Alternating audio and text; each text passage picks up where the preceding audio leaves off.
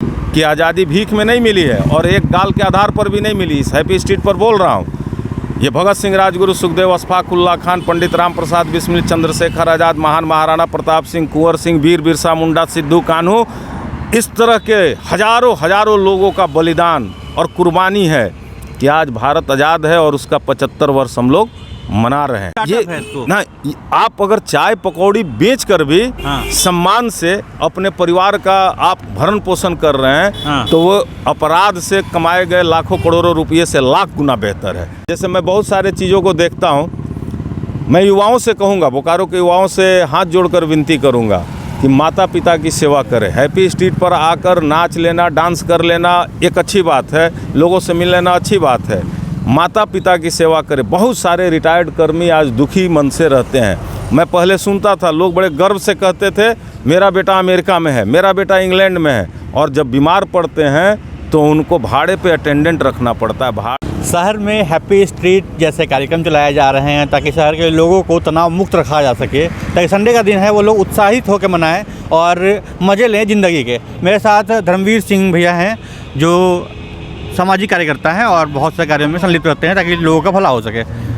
तो इस तरह कार्यक्रम को कैसे देखते हैं आप भैया?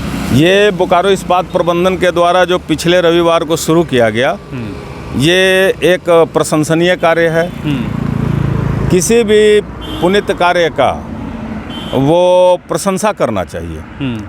हमें हमेशा सकारात्मक विचार रखने चाहिए। गांधी चौक से लेकर मॉल तक हैप्पी स्ट्रीट ये किया गया।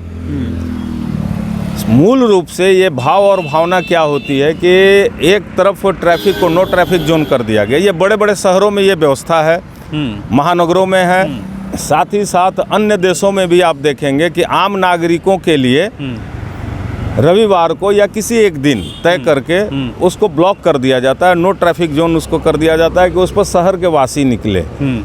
आप सभी आपके चैनल के माध्यम से बता दूं बोकारो के नागरिकों से कि आप भी आइए। इसमें होता क्या है कि बहुत सारे छुपी हुई कलाएं बाहर उभर कर आती हैं। बिल्कुल सही बात है। जो घर में बच्चे हैं डांस करते हैं, गाते हैं, गीत गाते हैं, लेकिन वो घर में ही गाते हैं, वो जब है स्ट्रीट पर आकर गाते हैं तो शहर समाज उससे रूबरू होता है, तो कलाओं का उभार होता है बच्चों का। स्कूली बच्चे बहुत सारे लोग आए तो ये कला का भी उभार होता है।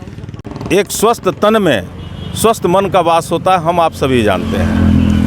आजकल के युग में भाग दौड़ के ज़िंदगी में सभी लोग किसी न किसी प्रकार से विभिन्न विपदाओं से, विभिन्न प्रकार के विषयों से ग्रसित हैं और थोड़ा बहुत एंग्जाइटी, डिप्रेशन रहता है। ये दूर होगा आप जब समाज के बीच आइएगा, अपनी भाव और भावनाओं को रखिएगा, एक दूसरे से मिलिएगा, इंटरेक्ट कीजिएगा। एक दूसरे से मिलने के लिए ही इसको ये किया जाता है कि हैप्पी स्ट्रीट है। तो ये जो चीज़ है ये बड़ा पुनित है। लेकिन मैं आपके चैनल के माध्यम से एक बात और कह दूं, क्योंकि मैं विवाक वक्ता हूं, विवाक व्यक्ति हूं। सामाजिक राजनीतिक जीवन में 25-30 वर्षों में जो दिल में भावना होती है उसको साफ कहता हूं। हम लोग मॉल से लेकर गांधी चौक तक हैप्पी स्ट्रीट बना लिए, ये अच्छी बात है, मैं इसे पॉजिटिव देखता हूं। लेकिन हम लोग चूँकि बोकारो के बच्चे हैं, बोकारो के ग्रामीण, शहरी, चास उपनगरीय क्षेत्र का अगर समग्र विकास नहीं होता है, क्योंकि बोकारो इस्पात प्रबंधन ही सबसे बड़ा यहाँ का आधार है, तो ग्रामीण क्षेत्र हो गया, शहरी क्षेत्र हो गया, बोकारो का उपनगरीय क्षेत्र चास हो गया, इसका समग्र विकास नहीं होता है तो फिर वो हैप्पी नहीं रहेगा।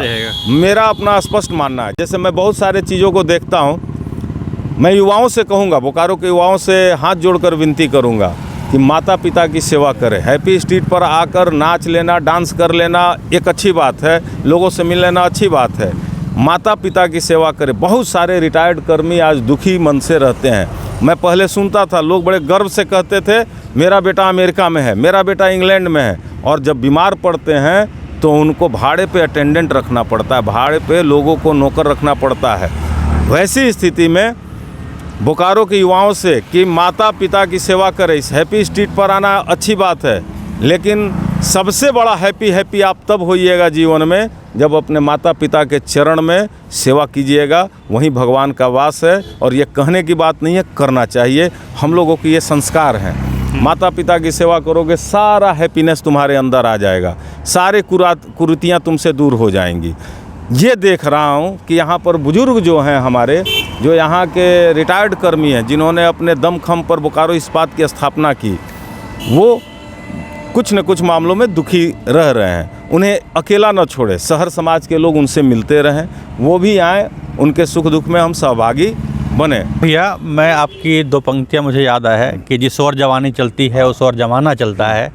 तो हम चाहते हैं कि हमारे शहर के एक बुद्धिजीवी के तरफ से एक संदेश उन युवा पीढ़ी को जाए, उन युवाओं को जाए जो यहाँ पे आके कार्यक्रम में सम्मिलित हुए और तरह तरह के उपक्रम भी किए।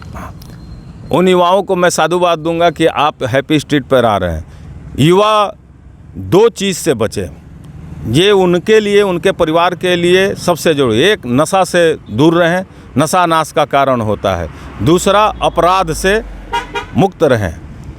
नशा व्यक्ति के सारे तंत्रों को बर्बाद कर देता है। वो सामाजिक रूप से, आर्थिक रूप से, शैक्षणिक रूप से, मानसिक रूप से, सांसारिक रूप से, हर तरह से वो आपको क्षति पहुंचाता है। मान सम्मान प्रतिष्ठा धूल धूसरित कर देता है। नशा नाश का कारण होता है, इसलिए नशे से दूर रहें। और युवाओं में मैं देख रहा हूँ कुछ जगहों पर कि नशे के आदी हो रहे हैं, चौक चौराहे और वो झुरमुट में, झाड़ी में, ग्राउंड में, यहाँ वहाँ बैठकर अपने परिवार का, सबका जीवन नष्ट कर रहे हैं। तो युवा नशे से दूर रहें। दूसरी बात है कि युवा अपराध से भी दूर रहें, क्योंकि अपराध, रोजगार नहीं है तो क्या करेंगे? हाँ, अब रोजगार का सृजन करना है। तो रोजगार का सृजन सरकार की ही नैतिक जिम्मेदारी नहीं है। सरकार की जिम्मेदारी एक सीमित दायरे में होती है। सरकारी नौकरियां घट रही हैं, आपके चैनल के माध्यम से स्पष्ट कर दूं, सरकारी नौकरियों का इतना विराट स्वरूप नहीं है।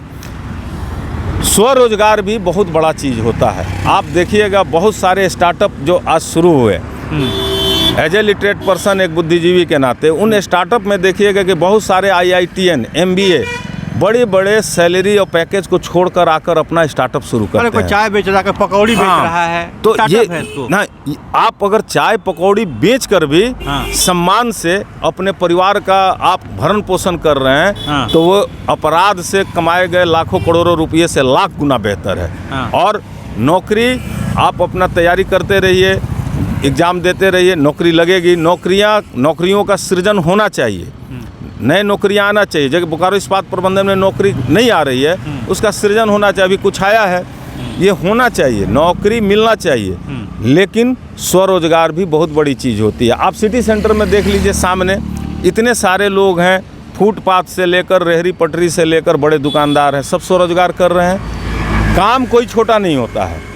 आपके श्रम से, आपके स्वविवेक से, आपके अपने पुरुषार्थ से कमाया गया 1 रुपया किसी गलत प्रकार से, चोरी चकारी से, व्यभिचार से कमाए गए 1 करोड़ रुपया से ऊपर है। ये धर्मवीर सिंह की सोच है। मैं इसके लिए हमेशा कहता हूँ कि ये होना चाहिए। दूसरी बात, युवाओं में आपने कहा, तो युवाओं में देशभक्ति का भाव सबसे ऊपर होना चाहिए। ये देश लाखों लोगों के कुर्बानी के बाद आज़ाद हुआ। देश की आज़ादी भीख में नहीं मिली है और एक गाल के आधार पर भी नहीं मिली। इस हैप्पी स्ट्रीट पर बोल रहा हूँ। ये भगत सिंह, राजगुरु, सुखदेव, अशफाक उल्लाह खान, पंडित राम प्रसाद बिस्मिल, चंद्रशेखर आज़ाद, महान महाराणा प्रताप सिंह, कुंवर सिंह, वीर बिरसा मुंडा, सिद्धू कान्हू, इस तरह के हजारों लोगों का बलिदान और कुर्बानी है कि आज भारत आज़ाद है और उसका 75 वर्ष हम लोग मना रहे हैं, अमृत वर्ष। तो इस अमृत वर्ष में हमें ये संकल्प लेना चाहिए कि देश के उत्थान में, देश के समग्र विकास में मेरी भूमिका क्या होनी चाहिए।